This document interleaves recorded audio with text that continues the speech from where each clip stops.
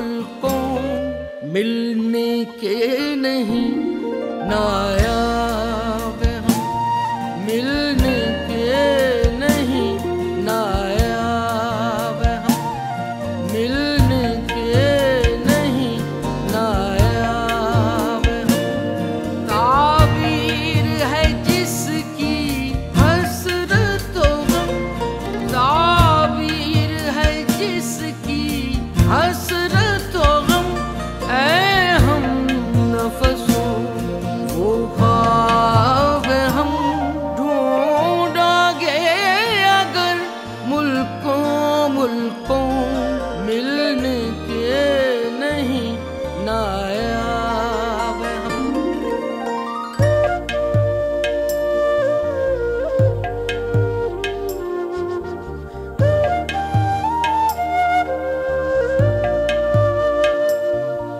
ऐ दर्द बता कुछ तू ही पता, ऐ दर्द बता कुछ तू ही पता। अब तक ये मुअम्मा हल ना हुआ, हम में है दिल बेताब निहां।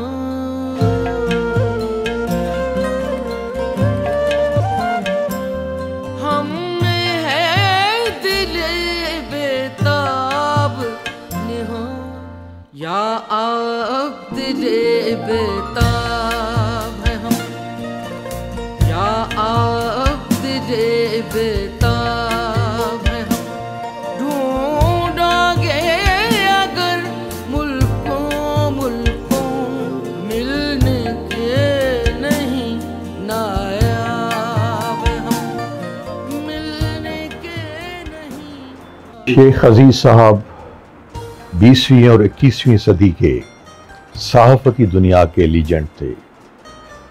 वाहिद सहाफ़ी थे जिन्होंने सिंधी, उर्दू और अंग्रेज़ी में अपने कलम का जोर आजमाया। उन्होंने इब्तिदा सिंधी सहाफ़त से की। इबरत उस ज़माने में सिंधी का सबसे बड़ा अखबार था जिसमें शेख अजीज साहब काम किया करते थे। उसके बाद वो कराची मुंतकिल हो गए, वहाँ उन्होंने जंग अखबार में भी काम किया और डान अखबार में एक भरपूर ज़माना उन्होंने गुजारा। मेरी उनसे मुलाकात निस्फ सदी से भी ज़्यादा अरसा गुजर गया।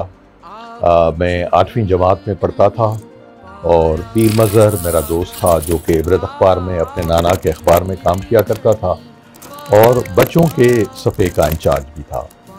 अक्सर मैं उनके साथ जाता था। जिस दिन वो उनका बच्चों के सफ़े को तरतीब देते थे मैं उनके साथ जाता था और मैं उन काम में उनका हाथ बटाता था। वहीं शेख अजीज साहब से मेरी मुलाकात हुई। एक मुतहर्रिक शख्सियत, एक जिंदा दिल इंसान जो हर उम्र के, हर सियासी सोच के और हर फिक्र के शख्स से उनका मुझे ताल्लुक़ नज़र आया।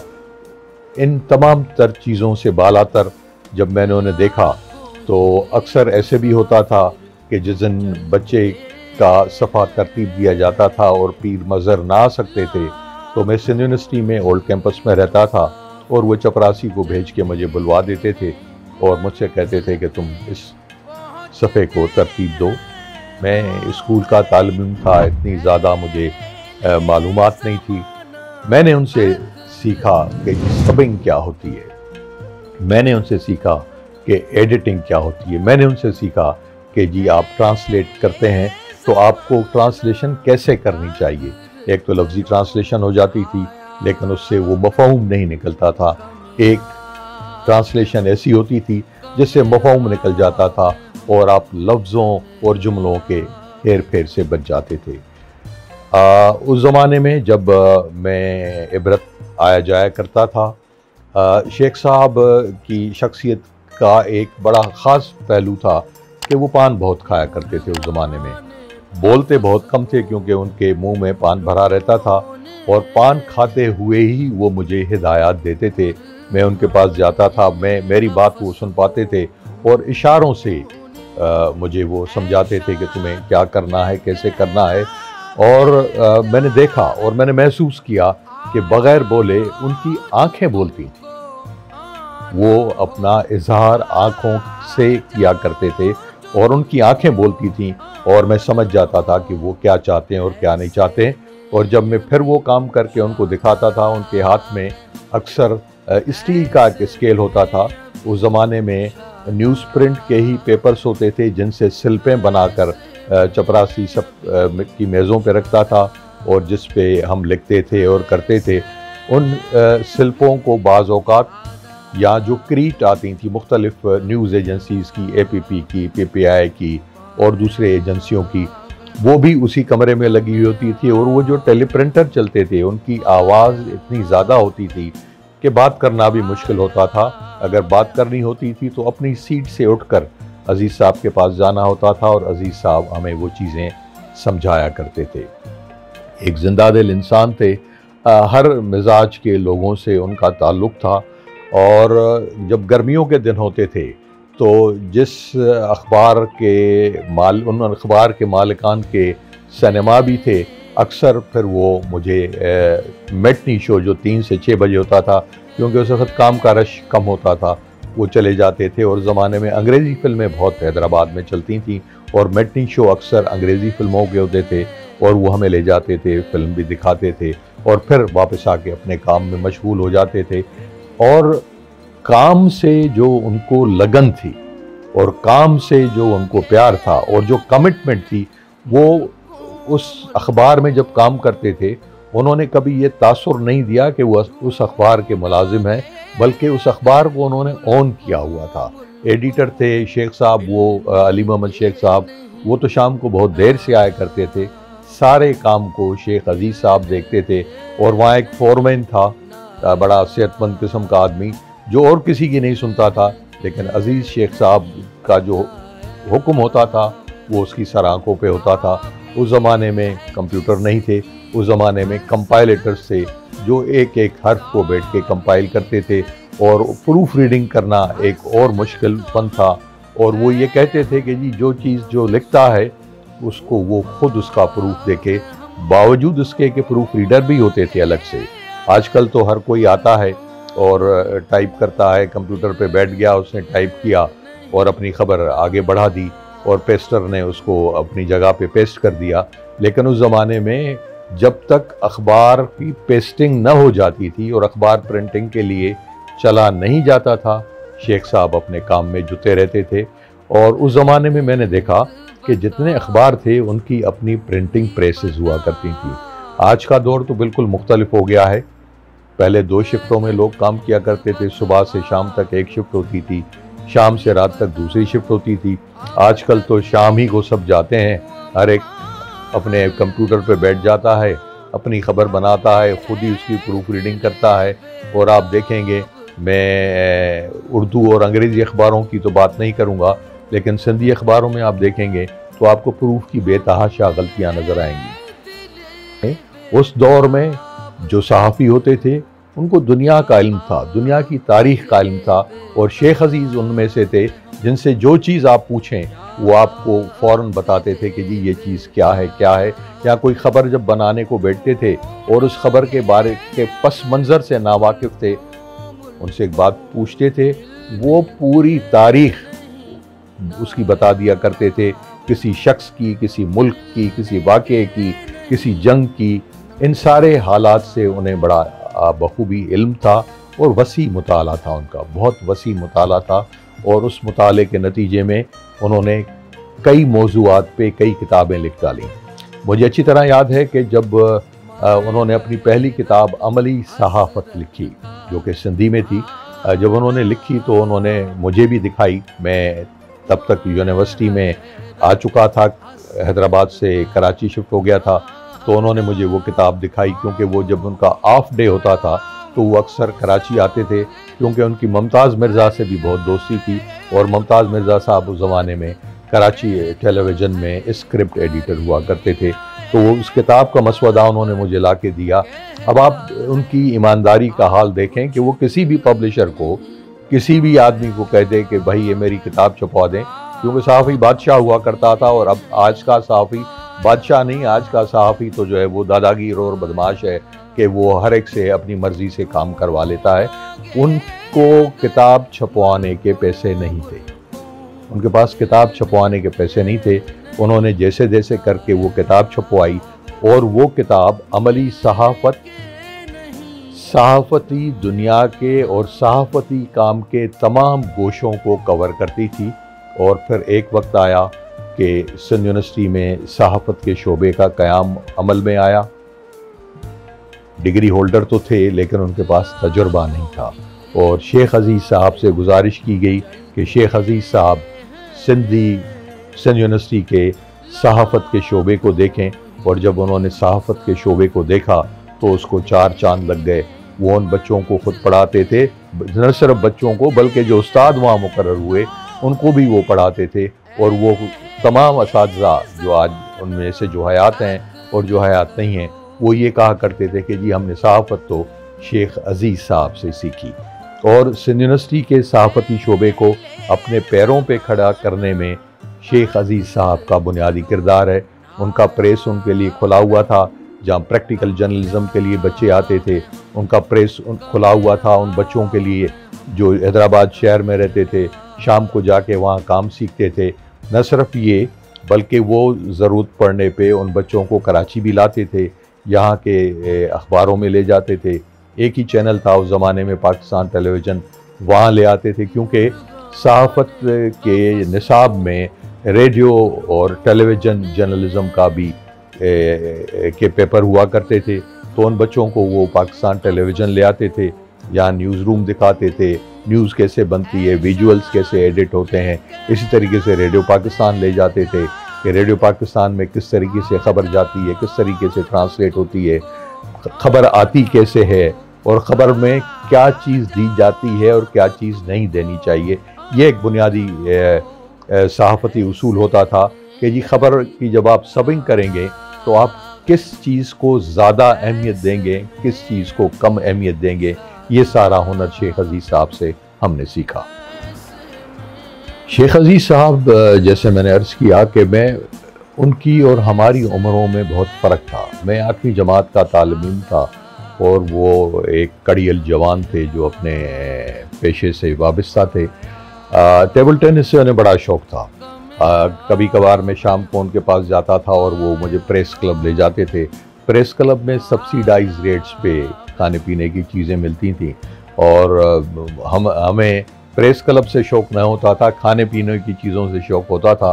वो हमें ले जाते थे, वहाँ जो चीज़ें होती थी वो हमें खिलाते पिलाते थे। टेबल टेनिस से उनको बड़ा शौक़ था और रोज़ाना वो कोई 1-8 घंटा टेबल टेनिस खेलते थे। और हैदराबाद प्रेस क्लब में टेबल टेनिस के टूर्नामेंट्स हुआ करते थे। उन टूर्नामेंट्स में हमेशा मैंने देखा कि शेख अज़ीज़ साहब जीतते थे, पहला नंबर उनको मिलता था और एक ट्रॉफ़ी या कप उन्हें मिलता था। और जब वो कप उन्हें मिलता था तो वो कहते थे कि इस खाली कप को मैं क्या करूँगा, इस खाली कप में तो कुछ है नहीं पीने को, मैं इसे क्या करूँगा। तो उनकी अपनी एक मखसूस तर्ज़ ज़िंदगी था, मखसूस अंदाज़ ज़िंदगी था। और वो जिस इदारे से वाबस्ता रहे उस इदारे से उनका खुलूस और उनकी दयानतदारी का सब उसकी बात करते हैं। जब वो हैदराबाद को छोड़ के कराची में आए तो मैं उनसे मिला और मैंने उनसे पूछा कि कराची में तो उस ज़माने में हिलाल पाकिस्तान अखबार काफ़ी इस्टब्लिश्ड अखबार था और हुकूमती अखबार था, हुकूमती ट्रस्ट का अखबार था। तो उन्होंने कहा कि नहीं, अब मेरा जी भर गया है, मैं सिंधी सहाफ़त से अब उकता गया हूँ और अब मैं उर्दू या अंग्रेज़ी सहाफ़त को इख्तियार करूँगा।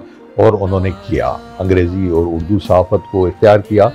और अंग्रेज़ी में डान में जब वो थे, आबिचुरीज़ जो लिखते थे डान में, अगर कोई बड़ी शख्सियत का इंतकाल हो गया है तो उसकी आबिचुरी लिखना शेख अज़ीज़ का काम था, क्योंकि शेख अज़ीज़ इस बरे सग़ीर की तारीख़ के भी एक उस्ताद थे।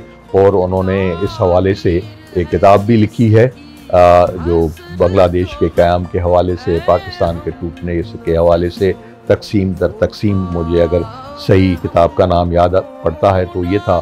और उसमें उन्होंने पूरे बर सग़ीर की तारीख़ लिखी है, क़याम पाकिस्तान की तारीख़ लिखी है, और उसके बाद फिर बांग्लादेश के टूटने।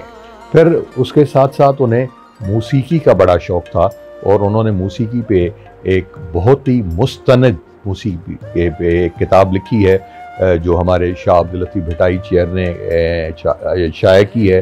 चंग एक साज है, सिंधी साज है, छोटा सा साज है।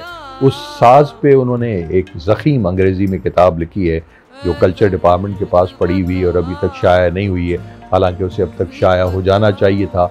और मैं समझता हूँ कि अगर वो किताब ऑक्सफोर्ड यूनिवर्सिटी प्रेस को दी जाए तो शायद वो भी उसे शाया करेंगे, क्योंकि वो इतनी मालूमाती किताब है और इतनी दिलचस्प किताब है कि उससे दुनिया के लोगों में सिंध का ये एक छोटा सा साज जो कि अक्सर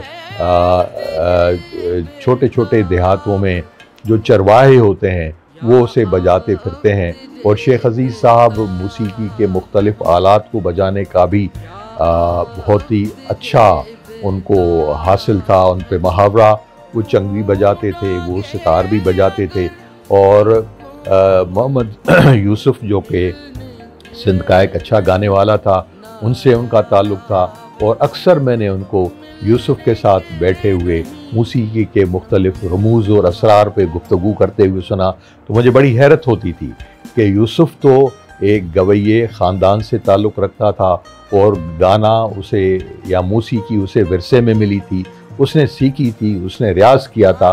तो मुझे फिर शेख साहब ने बताया कि रियाज़ तो मैं भी करता हूँ, और मैं वो उनके पास पुराने ज़माने के कदीम वो जो बड़े बड़े रिकॉर्ड्स हुआ करते थे उन्होंने मुझे दिखाए, और कभी कभी मूड में होते थे तो हमें भी वो सुनवाया करते थे। समाजी तौर पे वो बड़े मुतहर्रिक थे, सुबह निकलते थे और रात गए घर लौटते थे, और मुझे नहीं मालूम कि उन्होंने अपने बच्चों को कितना टाइम दिया सिवाय जिस दिन छुट्टी हो, ऑफ हो। लेकिन उसके बावजूद मैंने उनके बच्चों में, ख़ास तौर पे बेटों में, मैंने देखा कि उनके बेटों में भी वही खूबियाँ हैं, वही आदतें हैं, वही खसलतें हैं जो शेख अजीज़ में थीं। ये इस चीज़ की गवाही देता है कि उन्होंने इतनी मसरूफ़ ज़िंदगी गुजारते हुए भी अपने बच्चों की तरबियत में कोई कसर नहीं छोड़ी।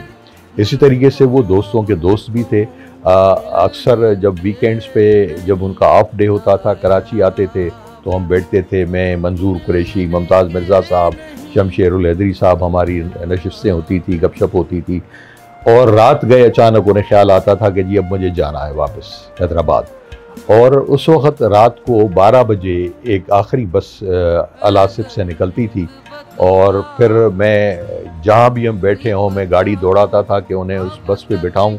लेकिन एक आध बार ऐसे भी हुआ कि वो बस निकल गई और वो बज़द के नहीं जी मैं हैदराबाद जाऊंगा और तुम और आगे चलो। टाल प्लाजा पे हम गए, फिर वो एक रात एक ट्रक में बैठकर हैदराबाद गए क्योंकि दूसरे दिन सुबह उनको दफ्तर जाना था। वो ये भी बहाना कर सकते थे कि जी मेरी तबीयत ख़राब हो गई। उस ज़माने में मोबाइल फ़ोन वगैरह तो थे नहीं, कम्युनिकेशन का कोई ज़रिया नहीं था सिवाय इसके कि आप ट्रंक कॉल बुक करा के बात करें या किसी और हवाले से किसी को कोई पैगाम भेजें। लेकिन उन्हें अपने काम से इतनी कमिटमेंट थी कि रात को वो रेती बजरी के ट्रक पे बैठ के गए और उस ट्रक ड्राइवर ने उन्हें बताया कि जी मैं आपको जाम शोरों छोड़ दूँगा। उन्होंने कहा जाम शोरों से तो मैं पैदल भी जा सकता हूँ हैदराबाद। तो ये उनकी कमिटमेंट थी अपने प्रोफेशन के साथ, अपने काम के साथ, और ये लगन थी उनकी अपने काम के साथ। आखिरी अय्याम में शेख साहब की तबीयत उनकी जवानी में भी एक आध बार ख़राब हुई। मैं हैदराबाद गया तो मुझे पीर मज़हर ने बताया कि वो हॉस्पिटल में एडमिट हैं, और डॉक्टर मेहरुन्निसा का हॉस्पिटल था, होमस्टेड हॉल से नीचे उतरते थे, वहाँ उनका एक छोटा सा हॉस्पिटल था। मैं गया तो वो हॉस्पिटल में एडमिट थे और शायद उन्हें लिवर एब्सेस हो गया था। फिर जब यहाँ आए आखिरी अय्याम में भी उनकी तबीयत काफ़ी अरसे नासाज रही, लेकिन उस नासाजी के बावजूद, उन तकालीफ के बावजूद उनकी खुश अखलाक़ी में और उनकी खुश असलूबी में, उनके बातचीत में, उनकी गुफ्तार में मैंने कभी कोई फ़र्क महसूस नहीं किया। वो उसी अंदाज में, उसी मूड में रहते थे जिसमें हमेशा रहते थे, और मैंने ज़िंदगी में उन्हें कभी नाखुश, कोई भी हालात हो, मैंने कभी उन्हें नाखुश नहीं देखा और मैंने कभी उन्हें गुस्से में नहीं देखा। उनके होंठों पे हमेशा एक मुस्कुराहट रहती थी और वही मुस्कुराहट उनकी आंखों में भी रहती थी। आखिरी अय्याम में मैं एक पीलिंग नामी एक कोरियन बच्ची जो पीएचडी कर रही थी शाह लतीफ़ के कलाम पे, उसने मुझसे राब्ता किया क्योंकि मैं शाह लतीफ़ चेयर का डायरेक्टर हूँ। उसने मुझसे कई चीज़ें पूछी। फिर उसने मौसीकी के बारे में जब पूछा तो मैंने उसे बताया कि शेख अजीज़ साहब, तो उसने फ़ौरन कहा हाँ मुझे भी कई लोगों ने रेफ़र किया है शेख अजीज़ साहब को, लेकिन शेख अजीज़ साहब से मेरा राब्ता नहीं हो पा रहा। मैंने उन्हें बताया कि हाँ उनकी तबीयत नासाज है, वो घर से कम ही निकलते हैं, लेकिन कोई मसला नहीं है, मैं आपको ले चलूँगा। फिर मैंने शेख साहब से राब्ता किया, उनके साहबजादे से। उन्होंने कहा कि हाँ वो कह रहे हैं कि आप आ जाएं जब आना चाहें। तो मैं पीलिंग को ले गया जो कि हार्वर्ड यूनिवर्सिटी से पीएचडी कर रही है म्यूज़िकोलॉजी में, और उसका टॉपिक है म्यूज़िक राग ऑफ शाह लतीफ़। तो मैंने उससे पूछा उस लड़की से कि भाई तुम ये राग ऑफ शाह लतीफ़ को दुनिया में कैसे इंट्रोड्यूस कराओगी, एक चीज़, और दूसरा ये कि जब तुम ये थीसिस लिखोगी, तो इसके एक्सपर्ट्स तुम्हें कहाँ से अवेलेबल होकर मिलेंगे जो कि इसकी असेसमेंट करें। उसने कहा कि हाँ ये वाकई में एक मसला है, लेकिन दुनिया में से लोग पड़े हैं जो दूसरे लोगों से राब्ता करके और मालूमात हासिल करते हैं। तो मैं उन्हें शेख साहब के पास ले गया। शेख वो कुछ सवालात लिख के ले चली थी, और शेख साहब ने उसे बग़ैर किसी रेफरेंस के, बग़ैर किसी किताब के हवाले के उसे बहुत सी चीज़ें बताईं। और फिर उसने शेख साहब के किताब के में दिए गए मुख्तलिफ हवालों के सिलसिले में उनसे गुफ्तगू की। तो शेख साहब ने जो रेफरेंस दिए थे, जो दुनिया की मुख्तलिफ किताबों से जमा करके अपनी किताब में जो रेफरेंस दिए थे, शेख साहब को वो रेफरेंस उस बीमारी की हालत में भी और उम्र के इस मरहले में भी, मैं समझता हूँ कि वो 70 की उम्र को पहुँच चुके होंगे यकीनन उस वक्त, उन्होंने वो रेफरेंसेस बाकायदे कोट करके बताया कि जी ये मैंने फ़लाँ किताब से लिए हैं, और कई रेफरेंसेस उन्होंने सफ़ात के हवाले से भी दिए कि जी फ़लाँ चीज़ फ़लाँ सफ़े पे फ़लाँ जगह आपको मिलेगी। तो शाह लतीफ़ के राग जो कि सिंध में मुख्तलिफ मज़ारात पर गाए जाने वाले रागों में एक मुनफरिद मकाम रखता है, न सिर्फ मुनफरिद मकाम रखता है बल्कि दूसरे रागों से बिल्कुल अलग थलग है।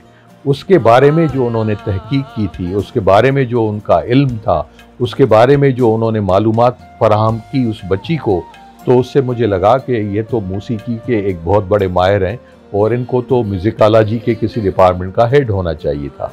तो इस तरीके से उनकी शख्सियत में डाइवर्सिफाइड चीज़ें थीं, और उम्र के उस मरहले में भी जब उनके जिस्मानी तौर पे काफ़ी कमज़ोर हो चुके थे और उनके चेहरे से नकाहत और कमज़ोरी आया होती थी, लेकिन उनके चेहरे की वो मुस्कुराहट उनकी बीमारी भी नहीं छीन सकी, उनके आँखों की वो मुस्कुराहट उनकी बीमारी न छीन सकी।